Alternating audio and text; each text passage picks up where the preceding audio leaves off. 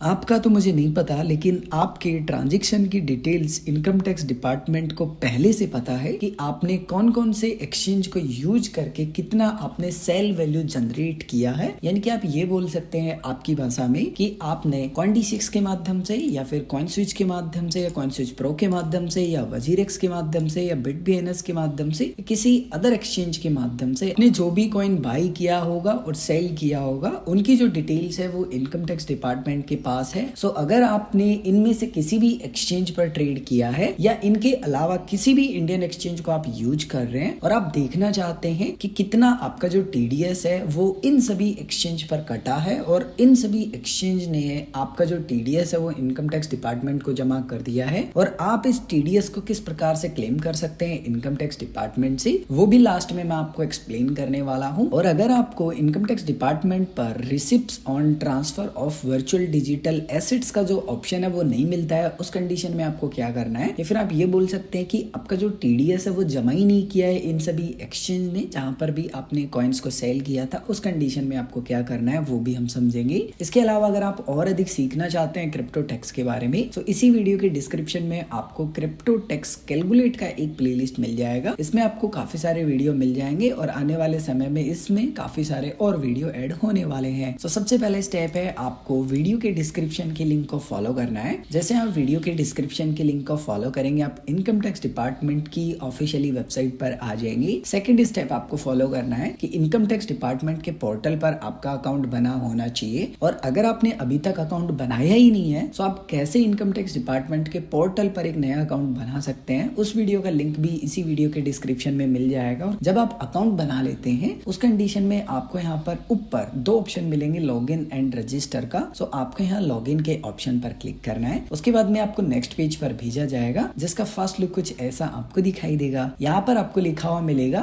Entry your user ID। सो यहाँ पर आपको आपका जो भी पैन कार्ड नंबर है वो पैन कार्ड नंबर यहाँ डालना है। उसके बाद में आप कंटिन्यू पर क्लिक करेंगे। उसके बाद में वापस से आपको एक नेक्स्ट पेज पर भेज दिया जाएगा, जिसका फर्स्ट लुक कुछ ऐसा आपको देखने के लिए मिल जाएगा। सबसे पहले आपको आपका जो भी सिक्योर मैसेज है उसको आपको टिक करना है। उसके बाद में जो भी आपके पासवर्ड है वो पासवर्ड आप प्रोवाइड करवाएंगे। उसके बाद में आप कंटिन्यू पर क्लिक करेंगे। उसके बाद में आपका जो अकाउंट होगा वो लॉगिन हो जाएगा इनकम टैक्स डिपार्टमेंट के पोर्टल पे, एंड फर्स्ट लुक कुछ ऐसा आपको दिखाई देगा। अगर आपने कोई ITR फाइल रिटर्न किया होगा रिसेंटली और अगर आपका कोई रिफंड होगा तो वो बेसिक डिटेल भी आपको यहाँ पर देखने के लिए मिल जाती है। आपको ऊपर काफी सारे ऑप्शंस देखने के लिए मिल जाएंगे। आपको यहाँ ई फाइल का ऑप्शन मिलेगा। ई फाइल पर आप जैसे ही क्लिक करेंगे काफी सारे ऑप्शन मिलेंगे। इनकम टैक्स रिटर्न्स के ऑप्शन पे आप आएंगे। वैसे ही अगेन आपको काफी सारे ऑप्शंस देखने के लिए मिल जाते हैं। आप यहाँ पर व्यू फॉर्म 26AS वाले ऑप्शन पर क्लिक करेंगे। उसके बाद में एक डिस्क्लेमर आपको आएगा, कुछ बेसिक डिटेल आप इनको पढ़ ले। उसके बाद में आप कंफर्म पे क्लिक करेंगे। कंफर्म पे क्लिक करने के बाद में एक नया पेज ओपन हो जाएगा। अगेन आपको कुछ यहाँ पर बेसिक डिटेल दिखाई देगी, लेकिन आपको यहाँ पर एक पॉपअप आएगा। सबसे पहले आप यहाँ टिक करेंगे, उसके बाद में प्रोसीड पे क्लिक करेंगे। उसके बाद में आपको 26AS जो फॉर्म होता है उसमें क्या क्या डिटेल देखने के लिए मिल जाती है, बेसिक इन्फॉर्मेशन यहाँ पर लिखी हुई है। आपको यहाँ पर एक ऑप्शन मिलेगा जहाँ लिखा होगा view tax credit form 26AS annual tax statement. Just आप यहाँ पर क्लिक करेंगे। जैसे आप यहाँ पर क्लिक करेंगे एक और नया पेज ओपन हो जाएगा। यहाँ पर आपको सबसे पहले असिस्टमेंट ईयर सेलेक्ट करना है। अब फॉर एग्जाम्पल मैं जो अपना ITR फाइल है वो करना चाहता हूँ 22-23 फाइनेंशियल ईयर की। तो उस कंडीशन में मुझे यहाँ पर जो असिस्टमेंट ईयर है वो 23-24 सेलेक्ट करना होगा। लेकिन मान लीजिए कि मैंने प्रीवियस फाइनेंशियल ईयर में ऑलरेडी ITR फाइल रिटर्न कर दिया और मैं अपना TDS नहीं देखना चाहता, मुझे उससे कोई लेना देना नहीं है। मैं जो 23-24 फाइनेंशियल ईयर है ना उसमें अपना ITR फाइल रिटर्न करना चाहता हूँ और उसी की डिटेल देखना चाहता हूँ कि भाई 23-24 फाइनेंशियल ईयर में मैंने जितना भी ट्रेड किया था ना उसमें मैंने कितना जो TDS है वो एक्सचेंज को पे किया था, वो मुझे पहले से पता है या ना भी पता हो, लेकिन मैं देखना चाहता हूँ कि क्या वो जो TDS अमाउंट है वो इन सभी एक्सचेंज ने जमा किया है या नहीं इनकम टैक्स डिपार्टमेंट को। सो फॉर एग्जांपल मैं 23-24 जो फाइनेंशियल ईयर है उसका जो स्टेटमेंट है वो देखना चाहता हूँ। सो यहाँ 24-25 जो असेसमेंट ईयर है वो सिलेक्ट करूंगा। उसके बाद में मैं कैसे देखना चाहता हूँ, सो यहाँ पर मैं HTML को सिलेक्ट करूंगा। उसके बाद में व्यू पे क्लिक करूंगा। जैसे ही मैं व्यू पे क्लिक करूंगा सो यहाँ पर लिखा हुआ आ जाएगा, आप देख सकते हैं फाइनेंशियल ईयर 23-24 एंड असिस्टमेंट ईयर 24-25। 1 अप्रैल से स्टार्ट होता है एक नया फाइनेंशियल ईयर और 31 मार्च को एंड हो जाता है। इसके बीच में जितना भी आपने ट्रेड किया होगा ना उसकी डिटेल अब आपको यहाँ पर देखने के लिए मिल जाएंगी। सो आपको इसी पेज को थोड़ा सा नीचे की तरफ स्क्रॉल करना है, यानी कि आप पार्ट 1 में सामने आ जाएंगे। पार्ट 1 में आपको उन सभी कंपनियों के नाम यहाँ पर देखने के लिए मिल जाएंगे जिन्होंने आपका टीडीएस डिटेक्ट किया होगा और इनकम टैक्स डिपार्टमेंट को जमा कर दिया होगा।